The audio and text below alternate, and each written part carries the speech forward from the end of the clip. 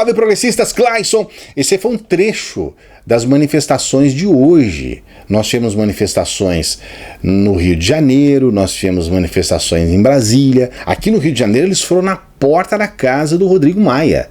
Levaram até um boneco inflável. Acho que agora não tem jeito, agora acabou pra você, Rodrigo Maia. Agora você tem que sair, cara. E eu fico perguntando o que levam essas pessoas a fazer isso, né? Nós temos aí toda a ciência, né? Os profissionais de saúde explicando que não pode haver aglomeração. E a gente viu uma quantidade enorme de pessoas lá sem máscara, sem proteção, todo mundo junto, todo mundo na maior alegria. É óbvio que nós vamos ter problemas. Essas pessoas vão ter problemas, não tem como. Nós estamos aqui no Rio de Janeiro com 97% dos leitos de UTI ocupados. Ou seja, essa semana já vai ultrapassar os 100% e essa semana nós já vamos ter aquela situação aqui no Rio de Janeiro de ter que decidir quem é que vai ficar vivo, quem é que vai morrer. Por que eles ficam nessa cruzada sem tamanho? Até que ponto isso tem uma lógica? E de fato, o bolsonarista ele acredita que ele luta a favor de algo. Ele acredita que ele está lutando contra o establishment. Ele acredita realmente que ele está lutando contra a velha política. É uma crença que ele tem. Ele acredita realmente que ele está contra a corrupção. Todo o discurso que eles colocam, eles realmente acreditam nisso. Então eles acham realmente que o Bolsonaro é a solução para todos esses problemas. Eles acreditam nisso. E não há nada hoje que cole no Bolsonaro, mesmo por mais óbvio que seja, mesmo por mais claro, mais evidente que seja, não há nada que vá colar no Bolsonaro do ponto de vista dos seus apoiadores, daquele pessoal que idolatra ele. É claro que a gente viu algo muito parecido acontecer com o próprio Lula. Houve um determinado momento que o Lula ele recebia críticas e mais críticas e nada colava. Tanto que quando ele foi se candidatar na sua reeleição, uma das orientações era, olha, não critica o Lula, porque não dá para criticar ele. Se você criticar, as pessoas vão ir contra você. Então, e a gente viu isso na prática, né? O Aécio Neves, na ocasião, fazendo elogios ao Lula, né? Isso naquele momento de reeleição. O Lula é um fenômeno, o Lula não é uma coisa normal, né? O Lula é algo que no futuro, né, acho que os estudiosos, sociólogos, enfim, cientistas políticos vão analisar como algo que jamais aconteceu na história do Brasil. Eu não me coloco nesse patamar, porque o Lula, na verdade, ele representa o quê? A aspiração de ascensão social de qualquer brasileiro. Quando as pessoas veem o Lula viajando pelo mundo, recebido por reis, por rainhas, por grandes dirigentes internacionais, quando vê enfim, o Lula caminhando por aí, as pessoas de alguma forma se veem como, ou veem naquilo a possibilidade também da sua ascensão, do seu trabalho, do seu campo profissional. A gente está vendo agora esse caso do Moro. O Moro até antes de ontem, ele era o super-ministro, ele era a base moral do governo Bolsonaro, ele era o sustentáculo dessa pecha anticorrupção do governo, anti-PT e tudo mais. O Moro saiu e num outro dia ele já era um comunista. Ele já estava lá a serviço do Dória, a serviço do PSDB, do Fernando Henrique Cardoso. Ele já é um cara de extrema esquerda, estava lá para fazer um trabalho de esquerda, e aí há uma safadeza enorme por parte dessas pessoas que estão comandando o exército, né, o gado do Bolsonaro, porque aí tudo o que não é a favor do Bolsonaro é a esquerda. E a esquerda é o demônio na terra. A esquerda é o Satanás. Então, ficou para as pessoas que defendem, ficou para os bolsomínios, uma forma muito simples de entender. O que não é Bolsonaro é o Satanás. Ponto final. E se era Bolsonaro e não é mais, virou o Satanás depois que saiu. Quando estava lá era santo. Quando estava no governo era a melhor coisa do mundo, mas saiu do governo, virou Satanás. Então, esse tipo de simplificação do discurso ajuda também a regimentar essa tropa e ajuda a alguma forma, né, de trazer aí, vamos dizer assim, um discurso único. Porque é importante, quando você está trazendo seguidores para uma causa, você ter uma coisa muito objetiva, muito clara, não pode ter muita viagem em cima para não dispersar o próprio pensamento.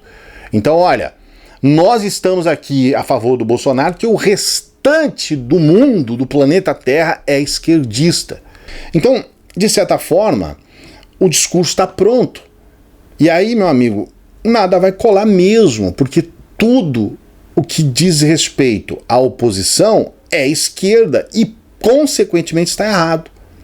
Então, até certo ponto, esse discurso tem dado certo, porque tem servido para regimentar a tropa. A gente vê hoje as pessoas dispostas a morrer para defender o Bolsonaro, e a gente percebe que mesmo com questões muito óbvias, muito claras, muito evidentes ali, eles não querem saber. O discurso está muito bem amarrado. Então o Bolsonaro, ele é um ungido por Deus, ele é o Messias, foi Deus que colocou o Bolsonaro no governo, no poder.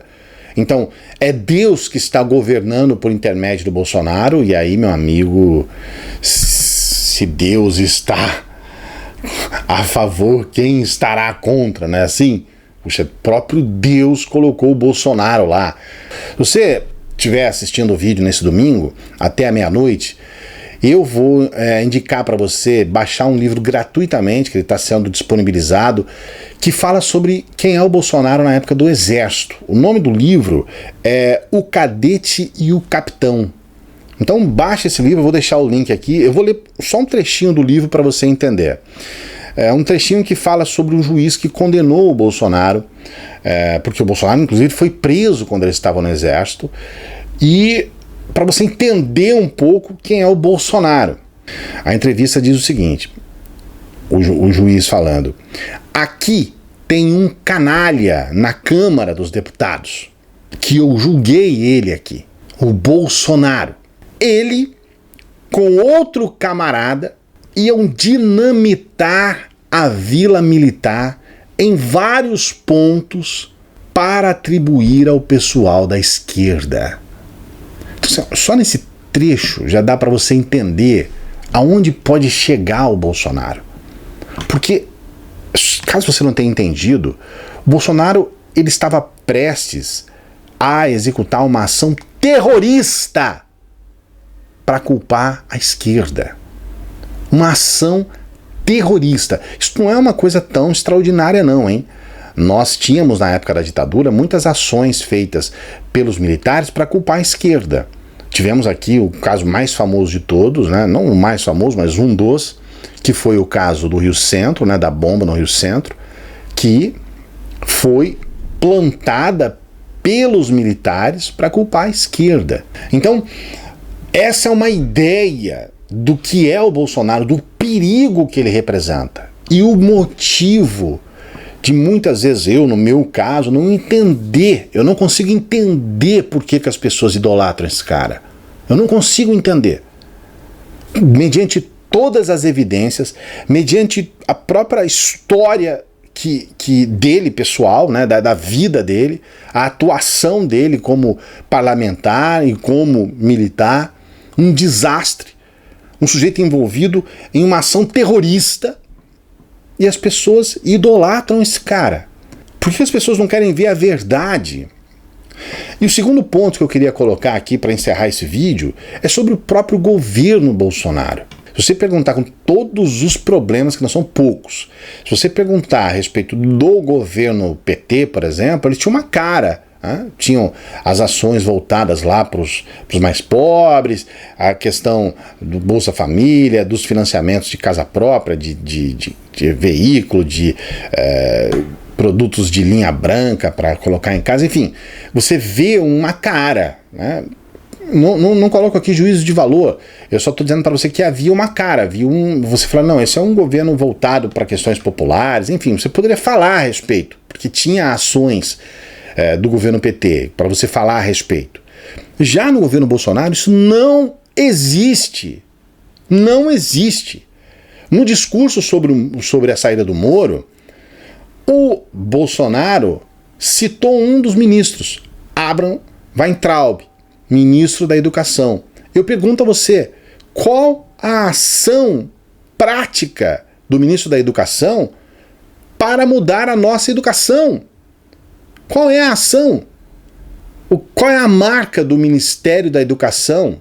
Nós temos aqui uma fala do Weintraub descendo o pau na educação, falando horrores da educação.